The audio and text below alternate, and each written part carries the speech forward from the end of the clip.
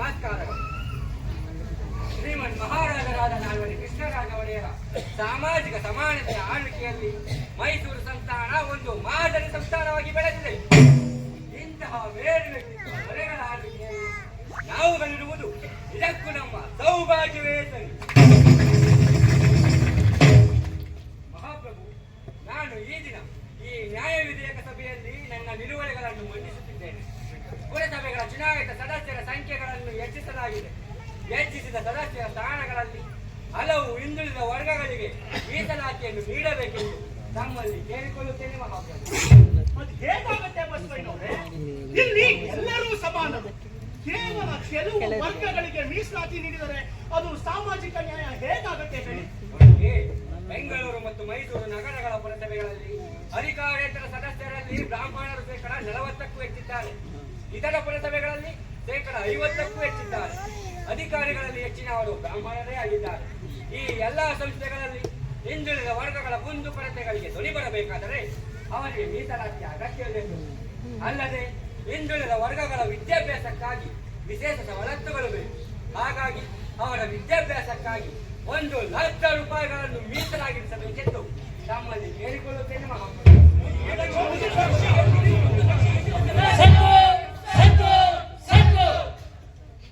ಮಹಾಪ್ರಭುಗಳಿಗೆ ನನ್ನ ಪ್ರಣಾಮಗಳು. ಹಾಗೂ ಸಭೆಯಲ್ಲಿ ಆಸೀನರಾದ ಎಲ್ಲ ಮಹನೀಯರಿಗೂ ನನ್ನ ನಮಸ್ಕಾರಗಳು. ಪ್ರಭುಗಳೇ, ಬಸವಣ್ಣನವರ ಆಲೋಚನೆಯೇನೋ ಅದ್ಭುತವಾಗಿದೆ. ಆದರೆ ಅದು ಯೋಜನೆಯಾಗಿ ಮಾತ್ರ ಉತ್ತಮವಾಗಿದೆ ಹೊರತು ಅದನ್ನು ಅನುಷ್ಠಾನಗೊಳಿಸಲು ಸೂಕ್ತವಾಗಿಲ್ಲ ಎಂಬುದು ನನ್ನ ಅಭಿಪ್ರಾಯ ಪ್ರಭು. ಸ್ಥಳೀಯ ಸಂಸ್ಥೆಗಳಲ್ಲಿ ಮೀಸಲಾತಿ ನೀಡುವುದರಿಂದ ಅಲ್ಲಿನ ಸಾಮರಸ್ಯ ಕೆಡುತ್ತದೆ. ಹಾಗೂ ನಾವೀಗಾಗಲೇ ಮತದಾರ ಸಮುದಾಯವನ್ನು ವಿಸ್ತರಿಸುವುದರಿಂದ ಕಾಲಕ್ರಮೇಣ ಬ್ರಾಹ್ಮಣೇತರ ಪ್ರತಿನಿಧಿಗಳು ಸಾಕಷ್ಟು ಸಂಖ್ಯೆಯಲ್ಲಿ ಚುನಾಯಿತರಾಗುವ ಸಾಧ್ಯತೆ ಇದೆ. ಆದ್ದರಿಂದ ಈ ವಿಶೇಷ ಮೀಸಲಾತಿ ನೀಡುವ ಅಗತ್ಯವಿಲ್ಲ ಎಂಬುದು ನನ್ನ ಅಭಿಪ್ರಾಯ ಪ್ರಭು. ಮಹಾಪ್ರಭುಗಳಿಗೆ ನನ್ನ ಪ್ರಣಾಮಗಳು. ಪ್ರಭು, ಬಸವಯ್ಯನವರ ವಾದವನ್ನು ನಾನು ಒಪ್ಪಿಕೊಳ್ಳುತ್ತೇನೆ ಪ್ರಭು. ಹಿಂದುಳಿದ ವರ್ಗಗಳಿಗೆ ವಿಶೇಷ ಸವಲತ್ತುಗಳು ಬೇಕು. ಅದಕ್ಕಾಗಿ ಹಿಂದುಳಿದ ವರ್ಗಗಳಿಗೆ ವಿಶೇಷ ಮೀಸಲಾತಿಯನ್ನು ನೀಡಬೇಕೆಂದು ಮಹಾಪ್ರಭುಗಳಲ್ಲಿ ಕೇಳಿಕೊಳ್ಳುತ್ತಿದ್ದೇನೆ. ಬಸವಯ್ಯನವರ ನಿರ್ಣಯವನ್ನು ಅನುಮೋದಿಸುವವರು ಇಲ್ಲಿ ಎಷ್ಟು ಜನ ಸದಸ್ಯರಿದ್ದೀರಿ? ಹಾಗೆ ಅದನ್ನು ವಿರೋಧಿಸುವವರು ಎಷ್ಟು ಜನ ಸದಸ್ಯರಿದ್ದೀರಿ?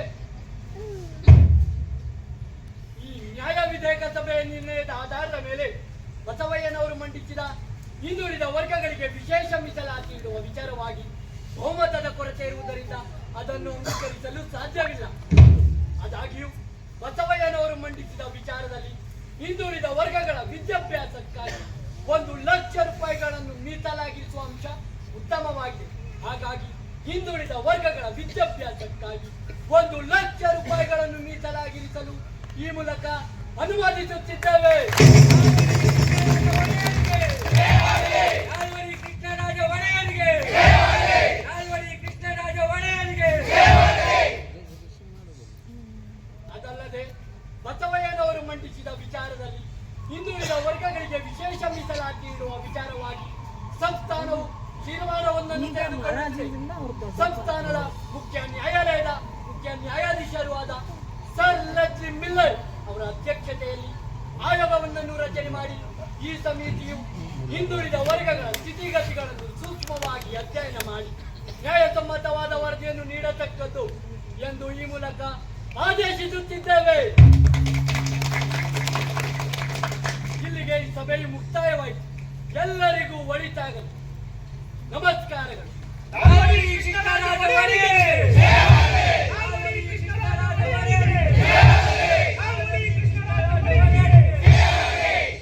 ಕನ್ನಂಬಾಡಿ ಕಟ್ಟಿಸಿದ ಕರುನಾಡಿಗನೇ, ಶಿಕ್ಷಣಾಭಿವೃದ್ಧಿಗಳೇ ನಿಮ್ಮ ಯೋಜನೆ. ಕನ್ನಂಬಾಡಿ ಕಟ್ಟಿಸಿದ ಕರುನಾಡಿಗನೇ, ಶಿಕ್ಷಣಾಭಿವೃದ್ಧಿಗಳೇ ನಿಮ್ಮ ಯೋಜನೆ.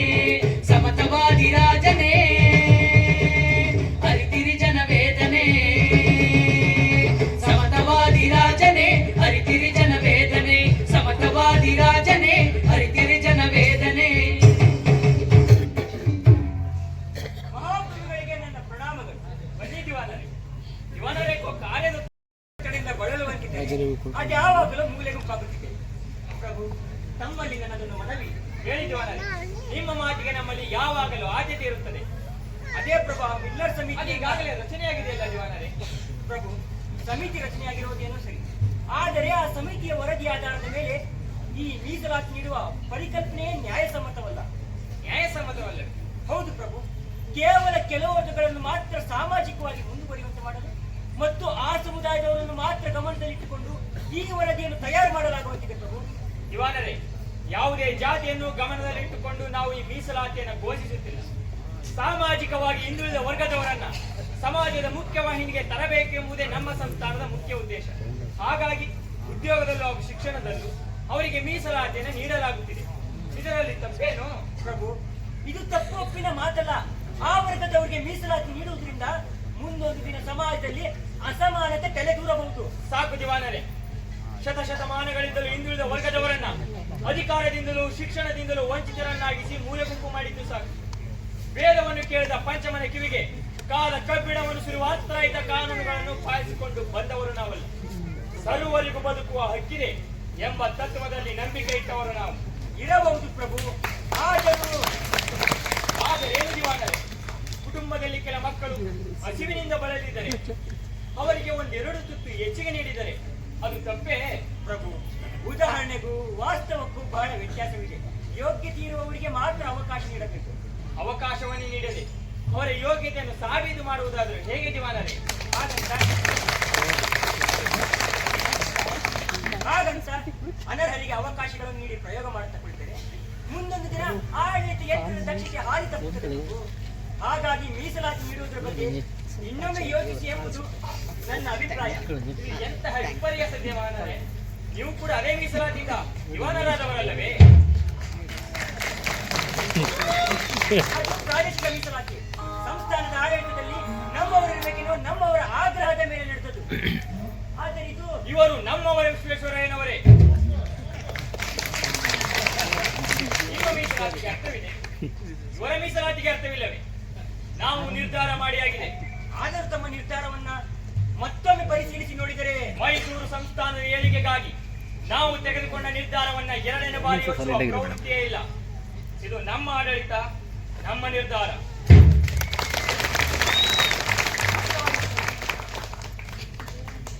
ಶ್ರೀಮನ್ ಮಹಾರಾಜರಾದ ನಾಲ್ವಡಿ ಕೃಷ್ಣರಾಜ ಒಡೆಯರಿಗೆ ನನ್ನ ನಮಸ್ಕಾರಗಳು.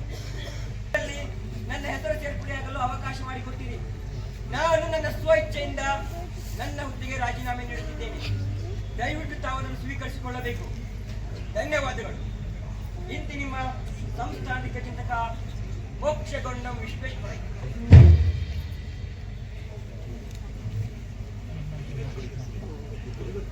ಇದು ನಿಮ್ಮ ಅಂತಿಮ ತೀರ್ಮಾನ.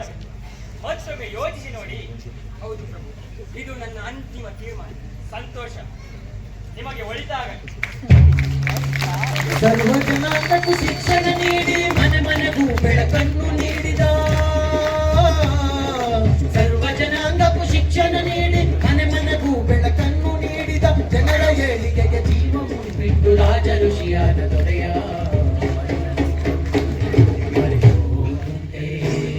ಮೈಸೂರು ದೊರೆಯ ಶ್ರೀ ನಾಲ್ವಡಿ ಕೃಷ್ಣರಾಜ ಒಡೆಯ. ಮಹಾಪ್ರಭುಗಳ ಸನ್ನಿಧಾನಕ್ಕೆ ನಮಿಸುತ್ತಾ ಹಾಗೂ ಸಭೆಯಲ್ಲಿ ನೆರೆದಿರುವ ಎಲ್ಲರಿಗೂ ನನ್ನ ನಮಸ್ಕಾರಗಳು.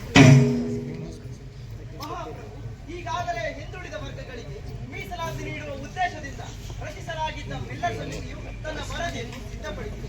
ಆ ವರದಿಯನ್ನು ಸಭೆಗೆ ಒಪ್ಪಿಸಲು ಅನುಮತಿ ನೀಡಬೇಕೆಂದು ಕೇಳಿಕೊಳ್ಳುತ್ತೇನೆ ಮಹಾಪ್ರಭು. ಆಗಲಿ. ಸನ್ಮಾನ್ಯ ಮಹಾಪ್ರಭುಗಳಿಗೆ ನಮಸ್ಕಾರಗಳು. ಪ್ರಭು, ಮಿಲ್ಲರ್ ಸಮಿತಿಗೆ ವಹಿಸಿದ ಕೆಲಸದಂತೆ ಸಮಿತಿಯು ಕೆಲವೊಂದು ಮಾನದಂಡಗಳನ್ನು ಪರಿಶೀಲಿಸಿ ಈ ಕೆಳಕಂಡ ಶಿಫಾರಸುಗಳನ್ನು ನೀಡಿದೆ. ಅದನ್ನು ಇಲ್ಲಿ ಒಪ್ಪಿಸುತ್ತಿದ್ದೇನೆ. ಆಗಲಿ. ಸ್ಪರ್ಧಾತ್ಮಕ ಪರೀಕ್ಷೆಗಳಲ್ಲಿ ನಿಗದಿಪಡಿಸಿರುವ ಶೈಕ್ಷಣಿಕ ವಲಯದಲ್ಲಿ ಹಿಂದುಳಿದ ವರ್ಗಗಳಿಗೆ ಮೀಸಲಾತಿಯನ್ನು ನೀಡುವುದು, ಹಿಂದುಳಿದ ವರ್ಗಗಳಲ್ಲಿ ಕನಿಷ್ಠ ಅರ್ಹತೆ ಇರುವ ವಿದ್ಯಾರ್ಥಿಗಳನ್ನು ಆದ್ಯತೆಯ ಮೇರೆಗೆ ಸರ್ಕಾರಿ ನೌಕರರ ಕೆಲಸಕ್ಕೆ ಆಯ್ಕೆ ಮಾಡುವುದು, ಸಾರ್ವಜನಿಕ ಸೇವೆಯನ್ನು ನೀಡುವ ಗರಿಷ್ಠ ವಯೋಮಿತಿಯನ್ನು 25 ವರ್ಷಗಳಿಂದ 28 ವರ್ಷಕ್ಕೆ ಹೆಚ್ಚಿಸುವುದು, ಹಿಂದುಳಿದ ವರ್ಗಗಳ ಶೈಕ್ಷಣಿಕ ಸೌಲಭ್ಯಗಳನ್ನು ಹೆಚ್ಚಿಸಲು ಕಡ್ಡಾಯವಾಗಿ ಪ್ರಾಥಮಿಕ ಶಾಲಾ ಜಾರಿಗೆ ತಂದು ಹೆಚ್ಚು ಶಾಲಾ ಕಾಲೇಜುಗಳನ್ನು ಪ್ರಾರಂಭಿಸುವುದು. ಈ ವರದಿ ಬಂದ 7 ವರ್ಷಗಳಲ್ಲಿ ಸರ್ಕಾರದ ಉನ್ನತ ಉದ್ಯೋಗಗಳ ಪೈಕಿ 50% ಉದ್ಯೋಗಗಳನ್ನು ಹಾಗೂ ಕೆಳಜಾತಿಯ ಉದ್ಯೋಗಗಳ ಪೈಕಿ 3/2 ಉದ್ಯೋಗಗಳನ್ನು ಹಿಂದುಳಿದ ವರ್ಗಗಳಿಗೆ ನೀಡಬೇಕೆಂದು ಮಿಲ್ಲರ್ ಸಮಿತಿಯು ತನ್ನ ವರದಿಯನ್ನು ನೀಡಿದೆ. ಈ ವರದಿಯನ್ನು ಒಪ್ಪಿಕೊಂಡಿದ್ದೇನೆ ಪ್ರಭು.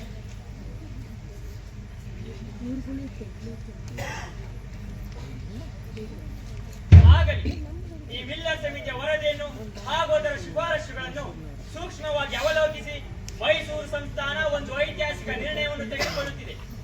ಬ್ರಾಹ್ಮಣರು ಹಾಗೂ ಆಂಗ್ಲೋ ಇಂಡಿಯನ್ನರು ಹೊರತುಪಡಿಸಿ ಉಳಿದ ಎಲ್ಲಾ ಸಮುದಾಯದವರನ್ನ ಹಿಂದುಳಿದ ವರ್ಗಗಳೆಂದು ಗುರುತಿಸಿ ಅವರಿಗೆ 75% ಮೀಸಲಾತಿಯನ್ನು ಜಾರಿಗೊಳಿಸುತ್ತಿದ್ದೇವೆ.